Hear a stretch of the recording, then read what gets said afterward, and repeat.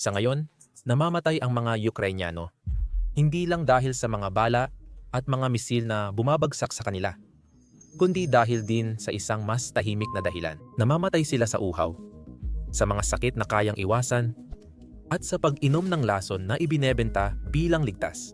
Sa timog silangan ng Ukraine, nahaharap sila sa isang krisis sa tubig. 15 na lang sa mga residente ang may tumutulong tubig pa mula sa kanilang gripo.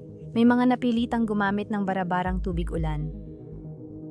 Ang tubig na madaling makuha sa gripo ay naging bihirang luho para sa milyon-milyon sa sinakop na Donetsk at Luhansk. Narito ang nakakagulat.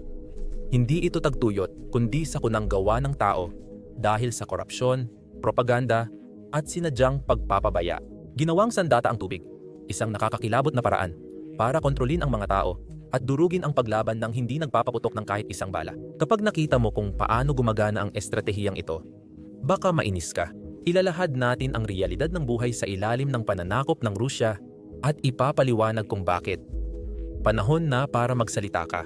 Hayaan mong ibalik kita sa kung paano gumagana ang mga bagay bago tuluyang bumagsak ang lahat sa ganitong kalagayan. Ilang taon lang ang lumipas. Karaniwan lang din ang tubig dito gaya ng siguro na nararanasan mo. Isang lifeline lang ang bumuhay sa silangang Ukraine. Ang Sversky Donets-Donbas Canal. Ito ay isang matibay at malaking konkretong ilog na may 81 milya, 130 kilometer. Ang haba, itinayo noong panahon ng Soviet. Dati, bawat oras ay nagtutulak ito ng 66 na milyong galon o 25 milyong litro ng malinis na tubig. Mula ilog Sversky Donets, pataas sa Burol, patag na Kapatagan, hanggang dagat ng Azov. Matibay ang sistema, maayos ang maintenance, at tumatakbo ng maayos. 7 malalaking pumping station, bawat isa ay kasing laki ng isang city block. Ang nagtataas at nag-iimbak ng tubig mula roon, kumalat ang mas maliliit na tubo sa bawat kusina, paaralan, at ospital mula Mariupol hanggang Luhansk. Iikot mo lang ang gripo at may lalabas na malinaw at malamig na tubig anumang oras. Noong panahong iyon, walang gumagawa ng video para magpasalamat sa kanal. Pagsapit ng Pebrero 2022 nagbago ito. Tumawid agad ang tropa at artilyerya ng Rusya sa kanal sa unang linggo ng pananakop. Simula noon, tuloy-tuloy ang mga problema. Nagsimulang butasin ng mga bala ang mga konkretong pader nito. At kalaunan, winasak ng mga pagsabog ang mga power station na nagpapagana sa mga bomba. Pagdating ng Abril, bumaba sa kalahati ang daloy. Pagtapos ng unang tag-init, halos hindi na gumagalaw ang kanal. Ngayon, ayon sa mga inhinyero na patuloy pa ring nagmamasid mula sa malayo, ang kanal ay umaandar na lang ng mga 12 hanggang 15% kumpara sa dati nitong kapasidad. Tama, 12% para sa populasyon na di naman nabawasan ng 85%. Hindi mo kailangan maging eksperto sa math para maintindihan kung gaano kadiskaril ang ekwasyong iyan. May pangangailangang hindi natutugunan ng mga tubo at sistema, kaya napupunan ito ng mga truck ng tangke at lakas tao. Sa kahit anong mataong bayan mula alas 7 hanggang alas 10 ng umaga, makikita mo ang bagong araw-araw na ritual. Huminto ang lumang berdeng truck na may kalawangin tangke sa isang kanto. Isang sundalo o lokal na pulis ang nakasandal sa harapan ng truck. Hawak ang baril, kadalasan para mapigilan agad ang mga pagtatalo sa loob ng ilang minuto. Umaabot sa 2 o 3 block ang haba ng pila. Dinadala ng mga tao ang lahat ng kaya. 20 litro na lalagyan lumang mantika ng mirasol, 5 litro bote ng soft drinks, at mga kasirolang may tinataling takip. Kung kaya magdala ng tubig, dinadala nila ito para masulit ang pagkakataon. Sumisingit ang mga bata sa pagitan ng binti ng matatanda dahil maliit at mabilis sila, kaya't nakakasali sa pila. Umakyat ang driver, pinihit ang balbula, at bumuhos ang kayumangging tubig ng eksaktong 45 minuto. Biglang sinara ang balbula at umalis ang truck papunta sa karaniwang hintuan, kung saan may nag-abot ng sobre sa driver kagabi. Para saan nga ba lahat iyon? Mga 60 litro kada pamilya sa isang araw. Pang-inom, pagluluto, paglalaba, isang flush ng inidoro, at siguro pamunas ng mukha ng bata. 60 litro para sa buong pamilya. Dapat ay sapat na iyon para sa 3, 4, minsan 5 ng araw, sa isang lugar na walang abala. Ikaw at ako, magagamit natin ang 60 litro bago pa magtanghalian. Pero dito, pinatatagal ng mga pamilyang ito ang tubig buong linggo. Hindi na sila nagpa-flush ng inidoro maliban na lang kung talagang kailangan. Naglalaba lang sila kapag sobrang baho na. 3 beses nilang pinakuluan ang palayok ng tubig para sa kape o tsaa, pagluto ng macaroni at pagpunas ng sahig. Gaya ng inaasahan, mabilis kumalat ang sakit sa mga lugar na ito. Parang apoy ang paglaganap ng pantal. Tahimik na inihayag ng mga doktor na muling dumami ang malalang kaso ng galis at impetigo. Mga sakit na matagal nang halos limot sa Europa. Noong bumagal ang daloy ng tubig sa kanal, nagmungkahi agad ng nakakagulat na solusyon ang mga namumuno. Pinayuhan nila ang mga residente na uminom ng tubig mula sa mga inabandonang minahan ng carbon. Ipinakita ito sa Rusya bilang makabayang solusyon. Pero sa totoo, isa itong sugal ng Kremlin. Nagbabala ang eksperto na lason ang tubig mula minahan. May mabibigat na metal, sulfate, at chemical na tumagas sa lagusan ng minahan sa loob ng dekada. Nagulat ang mga pamilyang sumubok nito ng mapait na lasa, malabong kulay, at pananakit ng tiyan. Sabi ng mga doktor, matagal na pagkakalantad dito ay maaaring makasira ng organo, magpahina ng immune system, at magpataas ng panganib ng cancer. Hindi lang sa mga tao nagtatapos ang panganib. Ang maruming tubig mula sa minahan ay sumisipsip sa lupa. Nilalason ang mga pananim at alagang hayop. At nilalason din ang mga aquifer na sana'y magsisilbi para sa mga susunod na henerasyon. Ang pananakop ni Putin, na kunwaring lifeline, ay isa talagang sandata na ginagawang delikado at mahirap ang pag-survive. Pag-uusapan pa natin ito mamaya.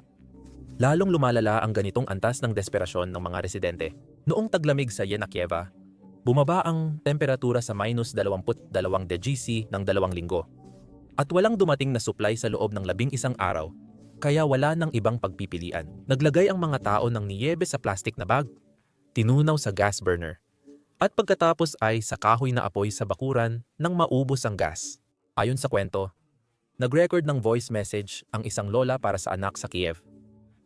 Ako'y 74 na taong gulang. At gabi akong naghahanap ng malinis na nyebe. Hindi ko akalaing ganito kung gugugulin ang huli kong taglamig. Nagulat ang Russian television kung paano matapang na nilalampasan ng mga taga-Donbas ang water blockade ng rehimeng Kiev. Hindi nila binanggit na ang blockade ay galing sa mga sundalong naka-uniforme ng Russia. Kung tatanungin bakit matagal ang krisis sa tubig, simple lang ang sagot: korupsyon. Ginawang sariling automated teller machine ng mga opisyal ni Putin at ng mga leader ng Donetsk at Luhansk ang pondo para sa pagkukumpuni. Ang mga pondo na dapat sana ay para sa pagkukumpuni ng pumping stations, muling pagtatayo ng mga reservoir, at pagpapalit ng mga sirang tubo ay ninanakaw sa pamamagitan ng peking kontrata, pinalaking budget, at mga kumpanyang nasa papel lang ang pag-iral. Natuklasan ng mga dayuhang mamamahayag na mahigit 28 bilyong rubles ang sangkot sa daloy ng pera. 300 milyong dolyar ng United States ang ginastos mula 2022 hanggang 2025 para sa pagsasaayos ng infrastruktura ng tubig sa sinakop na teritoryo. Ayon sa dokumento, ginamit ang pera sa pagbili ng mga pump, tubo, sistema ng pagsasala, at mobile desalination plants. Sa realidad, may mga buong lungsod na hindi man lang nakakita ng kahit isang bagong tubo. Isang kaso ang nagpapakita kung paano talaga gumagana ang sistema. Noong Agosto 2023, nagsagawa ang mga autoridad ng okupasyon ng seremonya para sa rekonstruksyon ng planta ng paglilinis ng tubig sa labas ng Donetsk. Lumipad mula Moscow ang deputy minister. May laso, gunting, palakpakan, at television cameras. Ipinakita ng state television ang mga filter na umiikot para linisin ang tubig. Pero kinabukasan, hangin lang ang lumabas sa gripo ng mga residente. Ang mga filter na ipinakita sa balita ay hiniram mula sa planta sa Rostov, dinala sa truck para sa kamera, at ibinalik din pagkatapos. Ng gabing iyon, bakante ang gusali at mga kalapati lang ang nandoon. Ang 18 bilyong rubles para sa proyekto ay nawala sa mga kumpanyang pagmamay-ari ng pamangkin ng deputy minister at hipag ng hepe ng lokal na pulisya. Paulit-ulit ang ganitong kwento mula Luhansk hanggang Azov. Nagpapasa ng singil ang kontratista para sa 400 toneladang tubo pero 38 lang ang dinadala. Ibinebenta ang sobra sa black market at may bonus pa rin ang kontratista para sa maagang pagtatapos ng proyekto. Tinawag ng mga residente na tubong hangin ito dahil alam ng lahat ang katotohanan. Mabilis ang pera pero hindi ang tubig. Hindi lang dahil sa masasamang tao, kundi problema rin ang sistema. Mga kontrata na pupunta sa kamag-anak at kaalyado, tinitriple ang budget, ninanakaw o ibinibenta ulit ang supply.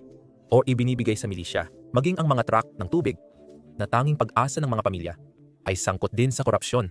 Inuutos sa mga driver na magdala lang ng tubig sa lugar na kakampi nila. Ang iba naman ay iniiwang walang tubig.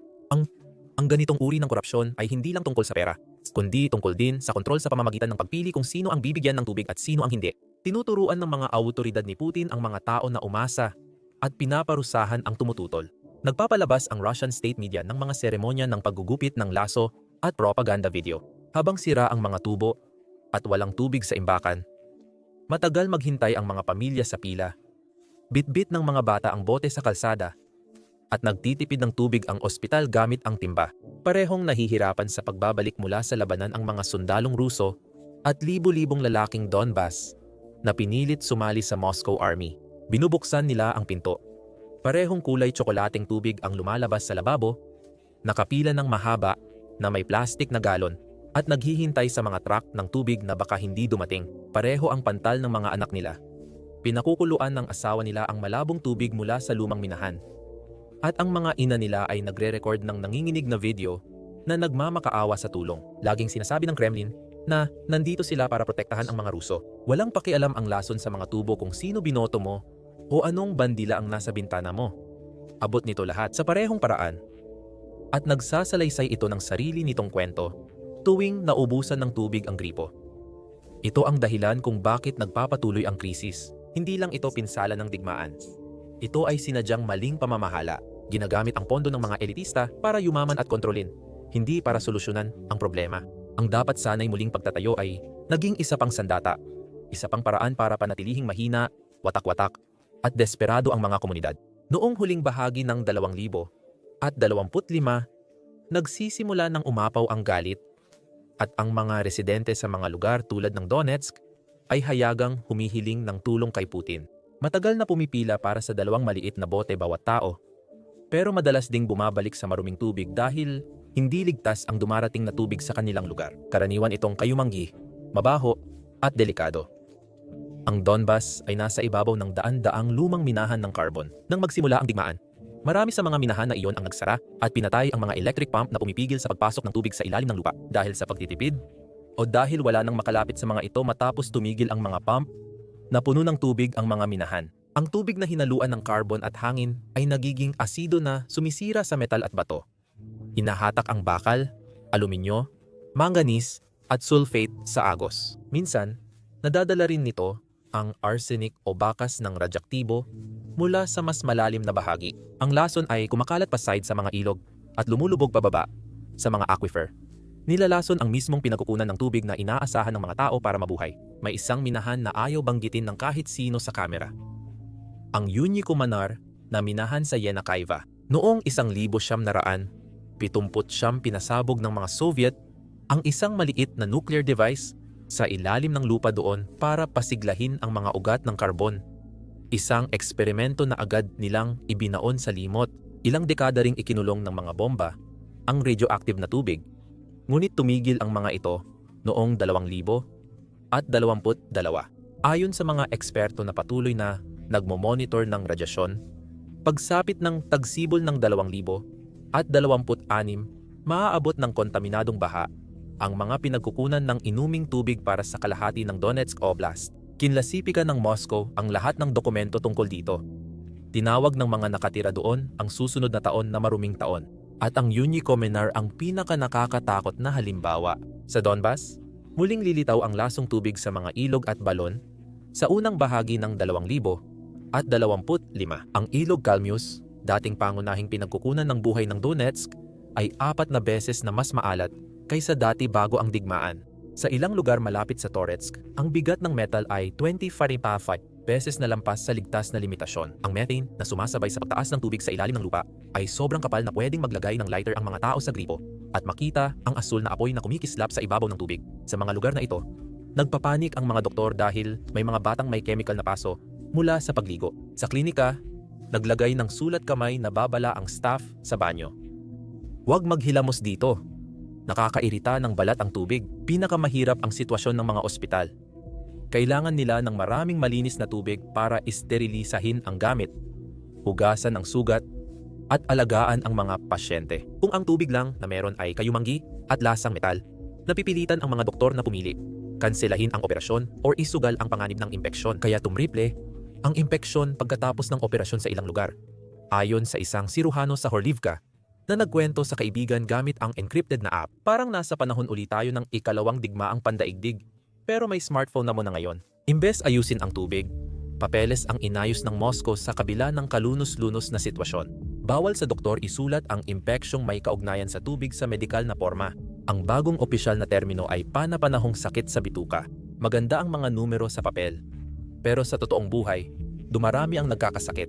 Pagdating ng Oktubre, nagtaas ng alarma ang mga opisyal dahil sa patuloy na pagdami ng impeksyon. Kaya't naging parang sumabog na environmental na krisis. Ginagamit na rin ang tubig bilang sandata laban sa mga komunidad na tumututol. Pwedeng may nagpinta ng watawat ng Ukraine sa pader o maraming tumangging kumuha ng Russian pasaporte. Madalas masira ang makina ng mga truck ng tangke ng tubig at tumatagal ito ng linggo. Isang distrito na nag-boycott sa Peking Referendum 2022 ay 19 na araw walang natanggap na delivery. 2 kilometro lang mula sa villa ng alkalde na kasabwat. Palaging dumarating ang mga truck tuwing ikalawang araw. Namimigay ng tubig ang mga sundalong Ruso bilang bahagi ng makataong aktibidad. Pagkatapos mong magpa-picture, hawak ang bagong Russian passport mo at nakangiti. Walang passport, walang bote. Sa Nalchevsk, nag-install sila ng modernong pampublikong gripo ng tubig na may tansong gripo at malaking QR code sa pader. Gamitin ang Moscow Government Services app para iscan ang code at bubukas ang gripo ng 3 minuto. Kung wala kang telepono o ayaw gamitin ang app, uuwi kang walang tubig. Nanghihiram ng cellphone ang mga lola ngayon sa mga kabataan para gumawa ng account. Pero di nila maintindihan bakit kailangan pa ito para makapuno ng lutuan. Samantala, puspusan ang trabaho ng propaganda para pagandahin ang mga kasinungalingan. Ang telebisyon ng Estado ay nagpapalabas ng segment na may matinding musika at mababagal na kuha ng mga welder at kumikislap na helmet. Noong tagsibol 2025 sumikat ang clip ng general ng Rusya na iniikot ang malaking balbula habang umaagos ang tubig sa perpektong arko. Sabi ng boses sa background, ang lugar ay Donetsk. Napansin ng matatalas ang mata na noong Marso, ang mga puno ay sagana sa berdeng dahon at walang bakas ng bala ang burol sa likod ng general. Ang video ay totoong kinunan malapit sa Voronezh, Russia, 600 kilometro ang layo at di man lang tinanggal ang mga karatula sa kalsada. Isa pang paboritong taktika ay ang bumisita sa isang maingat na piniling apartment kung saan gumagana pa ang mga tubo. Kunan ng video, isang matandang babae ang nagpapasalamat kay Pangulong Putin sa pagbibigay muli ng tubig. Putulin agad ang eksena bago makita na ang gripo ay nakakonekta sa mga boteng nakatago sa ilalim ng lababo. Sa mga Telegram channel malalaman ang totoong kwento. Ipinapakita nila ang mga 90 palapag na gusali na tanging unang 3 palapag lang ang may tubig. Ipinapakita nila ang mga batang nag-iipon ng tubig sa bote mula sa barabarang tubig ulan dahil mas malinis ito kaysa gripo. At doon, makikita mo pa ang buong mga distrito kung saan tinanggal na ng mga tao ang mga gripo at ginagamit na lang ang butas para paglagyan ng kandila. Imbes na tubig, sa mga lugar tulad ng baryo ng Novoluhansk, mas nakakatawa pa dahil 3 taon nang walang tubig ang mga residente doon. Kahit katabi ng malaking imbakan ng tubig sa Ukraine, ang Meridopol pa rin ang pinakamalubhang na apektuhan. Dating lungsod na may 500,000 tao, pero 3 taon matapos ang pagkubkob, wala pa ring tubig mula sa pangunahing kanal. Ngayon, naguhukay ng mababaw na balon ang mga pamilya sa bakuran, umaasang may mainom. Pero kadalasan, maalat at parang metal na putik na halong tubig dagat at minahan na basura ang lumalabas. Ang dating pangunahing daungan sa Europa ay tila kampo matapos ang sakuna, kung saan sinusukat at pinag-aagawan ang bawat kutsara ng tubig. Kung akala mo Metropol na ang pinakamasahol, nagawa pa ng Kremlin na gawing mas nakakatakot ito. Ang pinakamadilim na biro ay naganap 1,000 kilometro sa timog, sa Crimea. Unang teritoryong ipinangakong gawing lupain ng kasaganaan ng Rusya noong 2014. 11 taon na, natutuyo pa rin ang peninsula. Isinara ng Ukraine ang North Crimean Canal at nawala na rin ang mga pangakong reservoir, desalination plant, at balon mula Moscow sa Badyet. Sa huling bahagi ng 2025, ang Alushta at iba pang bayan ay maaaring may 3 buwan na lang na supply ng tubig. Ito ang labis na kinagagalit ng mga tao. Ang mga truck militar na dating may misil ay ngayon bumababa mula Rostov na may dalang inuming tubig, tubig na galing sa lumiit na mga lawa ng Crimea. Dahil ubos na ang mapagkukunan ng rehiyon. Pagkatapos, dinadala ito sa Donbas para kuhanan ng state television lagyan ng matinding musika at tawaging pagmamahalan ng magkakapatid.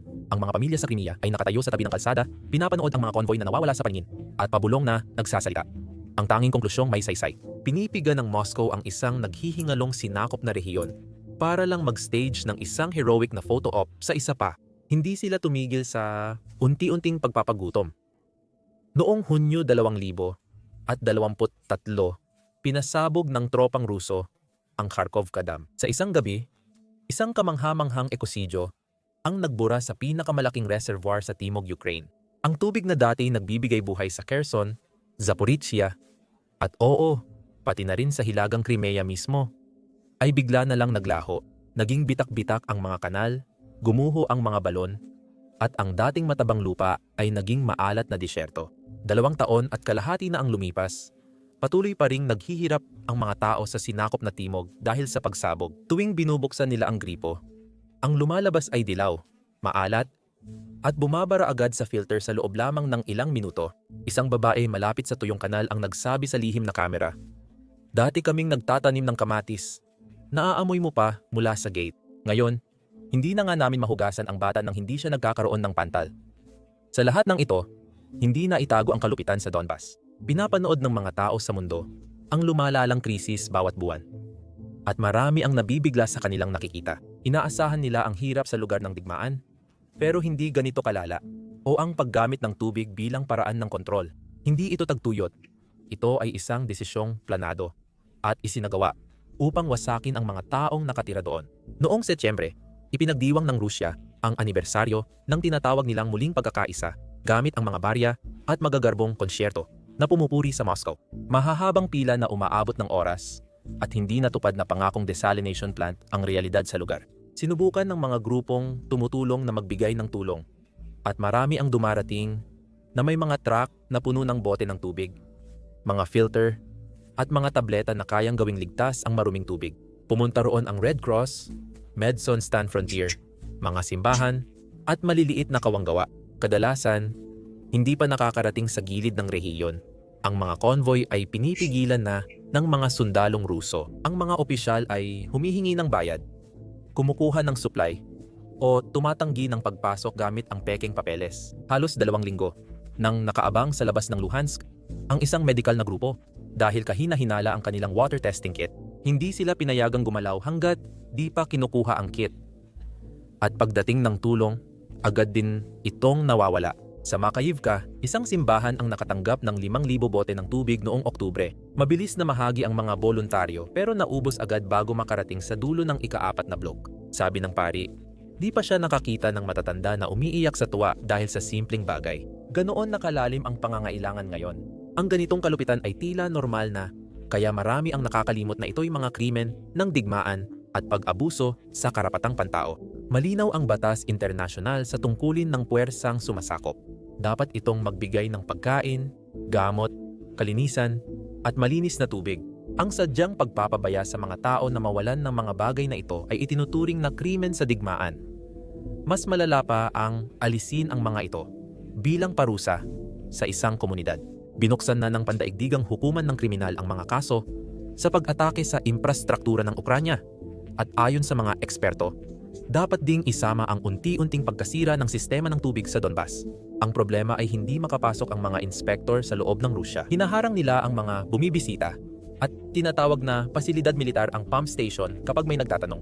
Nangalap ng ebidensya mula sa labas ang mga grupong pangkarapatang pantao ayon sa Amnesty International at Human Rights Watch. Pamilyang ilang oras naghihintay ng maruming tubig, ospital na nagkakansela ng operasyon, at batang napapaso sa paghuhugas. Nagbabala ang United Nations na maaaring tularan ng ibang leader sa mga labanan ang paggamit ng tubig sa ganitong paraan. Nakikita ng World Health Organization ang pagtaas ng mga sakit bilang palatandaan kung gaano talaga kalalala ang sitwasyon.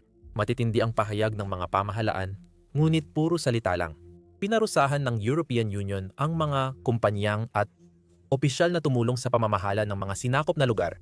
Itinuturing na ngayon ng Estados Unidos ang pagsabotahe sa tubig bilang isa sa mga krimen ng Russia. Ayon sa mga legal na eksperto, Ito na raw ang pinakamalinaw na kaso ng sinadyang paggamit ng tubig bilang sandata. Pero patuloy pa rin ang pagdurusa. Tinatago ng media ng Estado ng Russia ang katotohanan sa pamamagitan ng pagpapakita ng mga pekeng pagkukumpuni at sundalong kunwari nagbabalik ng tubig sa mga komunidad na matagal nang walang supply. Samantala, ang mga pamilya sa Donetsk at Luhansk ay natutunaw ng niebe, pinakukuluan ang tubig mula sa minahan, o nagbabayad ng kahit anong kaya nila sa mga driver ng tangke na nagbebenta ng tubig sa sobrang taas na presyo. Ang malinis na deboteng tubig ngayon ay mas mahal pa kada litro kaysa sa vodka o sigarilyo. Isipin mo yon, sa ilang bayan, ang 5 litrong bote ay 800 rubles. Gayong karamihan ng pensyon ay halos 18,000 kada buwan. Nagbebenta na ang mga pamilya ng mesa, sofa, lumang singsing sa kasal, at kahit ano pang mapagkakakitaan. May ilan na nangungutang sa mga siga kahit alam nilang di nila mababayaran para lang may malinis na maiinom ang kanilang mga anak kahit isang linggo. Nakikita ng mundo ang kalupitan at tinatawag na labag sa batas. Pero sa mga sinakop na lugar, walang nagbabago. Patuloy na nararanasan ng tao ang uhaw, sakit, at kahihiyan araw-araw. May ulat na balak gawing krimen ng Rusya ang paglalathala ng balita sa kakulangan ng tubig. Kaya nagiging batas ang katahimikan. Habang walang tubig sa gripo, malinaw sa mga Ukranyano. Ang tubig ay bahagi na rin ng digmaan, hindi lang mga misil at bala ang ginagamit ng Rusya. Inaatake rin nito ang mga pangunahing pangangailangan ng tao para mabuhay. Ginagawang sandata ang mga gripo at pinipilit ang mga pamilya na ipaglaban ang bawat patak ng tubig. Maaaring magdebate ang mundo tungkol sa batas at parusa. Pero sa realidad, nasusukat ang pinsala sa timba, batang nagkakasakit, at tahimik na tubo. Kapag pinipihit ng mga tao ang gripo sa kabila ng lahat ng balakid at sa kabila ng lahat ng pagsubok, nakakahanap pa rin ng paraan ang mga mamamayang Ukranyano para mapanatiling buhay ang sistema. Dati, ang mga mekaniko ay nag-aayos ng makinang pangmina.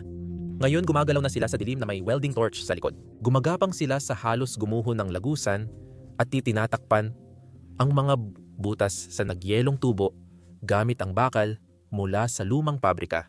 Hindi dapat gumana, pero napapagana pa rin nila ang 3 sa 7 pump station. Malakas ang pagyanig ng mga makina na parang masisira na, pero tuloy pa rin ang pagtulak nila ng tubig sa linya. Nangangalap online ng donasyon ang mga taga-baryo para sa Chinese pump. Itinago nila ito sa kabaong na may markang human remains. Dinala sa harap ng hindi nasiyasat, ibinaba sa abandonadong balon, at naibalik ang malinis na tubig sa baryo.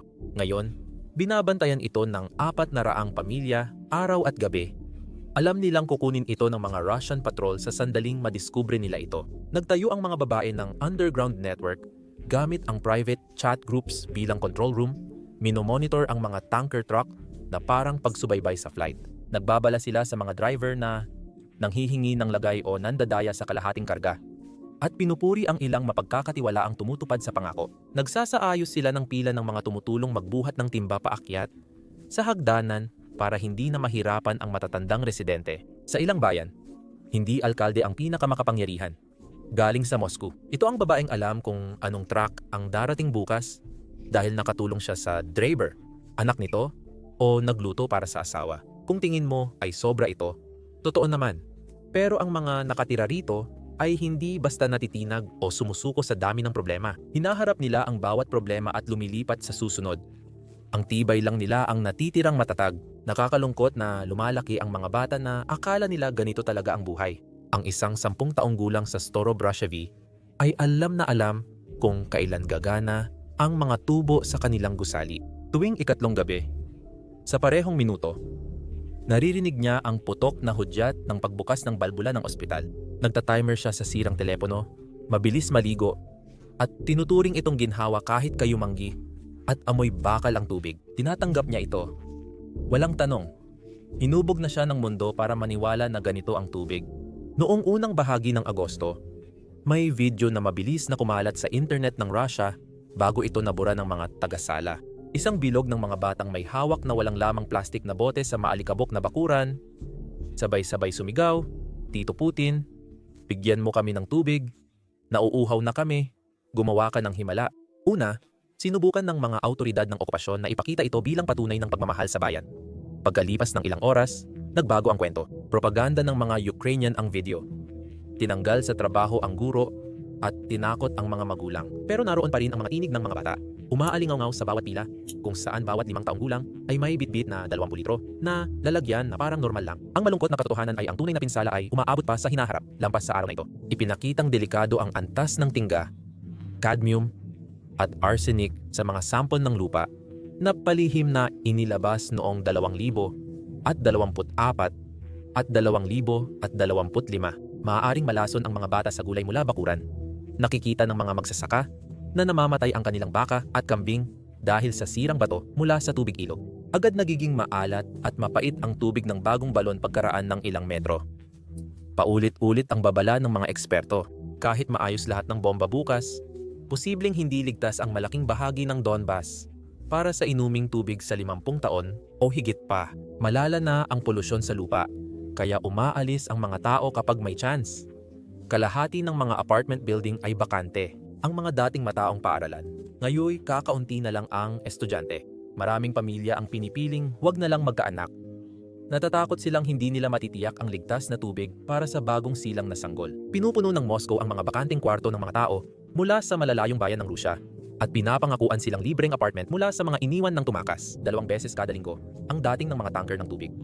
Naiinis ang mga matagal ng residente sa mga bagong dating na nagpa-flush ng inidoro gamit ang malinis na tubig. Hindi ito ang sakit ng makita ang mga estranghero na namumuhay ng buhay na ipinagkait sa kanila. Paalala ito na ang pag-survive dito ay hindi tungkol sa pagiging patas, kundi kung sino ang may hawak ng kapangyarihan. Sa pagtanaw sa hinaharap, ang daan ay nahahati sa 3 posibleng kinabukasan.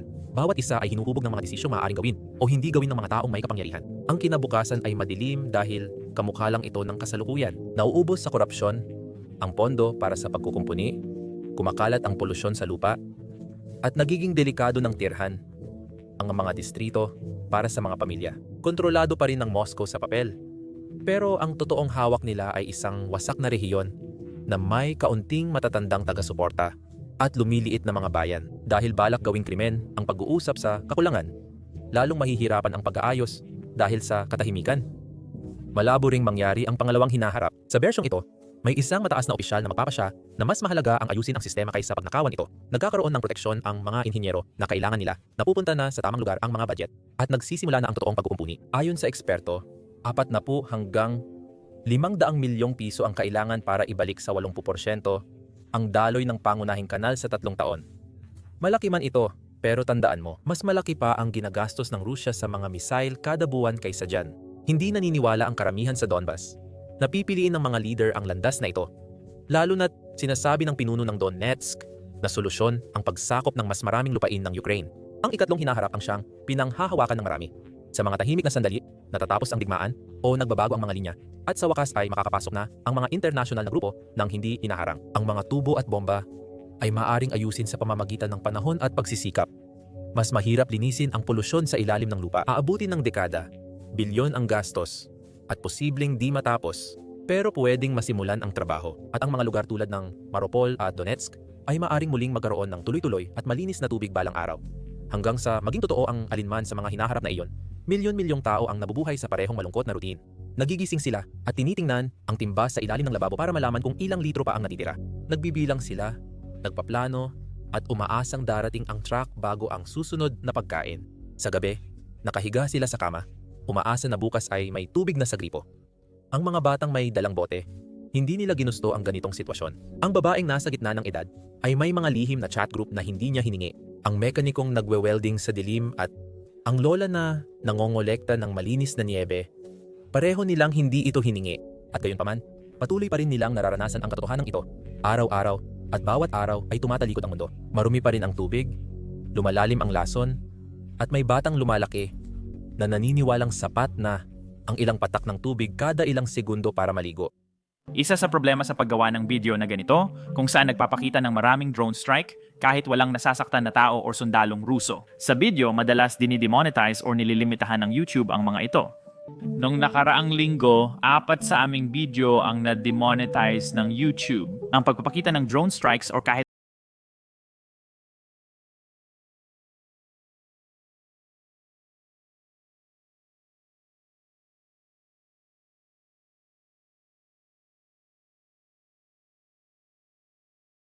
kaya inilunsad namin ang Basics Insider. Gawa namin ito mula sa simula. Kaya wala kaming anumang limitation, hindi namin kailangang i-blur ang drone strike namin, hindi namin kailangang i-blur ang mga kuha sa frontline, at hindi rin namin kailangang i-blur ang mga base ng himpapawid ng Russia na nasisira. Bukod pa rito, wala talaga kaming mga patalastas sa site kaya hindi namin kailangang i-censor ang sarili namin dahil lang hindi masaya ang mga advertisers sa mga tinatalakay namin. Hindi namin pinupondohan ang site sa pamamagitan ng mga patalastas, pinupondohan namin ito sa pamamagitan ng suporta ninyo. Kaya kung isa ka sa mga interesado sa ganitong klase ng balita at gusto mong mapanood ang mga video namin ng walang censorship at makakuha ng mga bonus na nilalaman na hindi namin pwedeng i-upload dito sa YouTube, siguradong sumali ka sa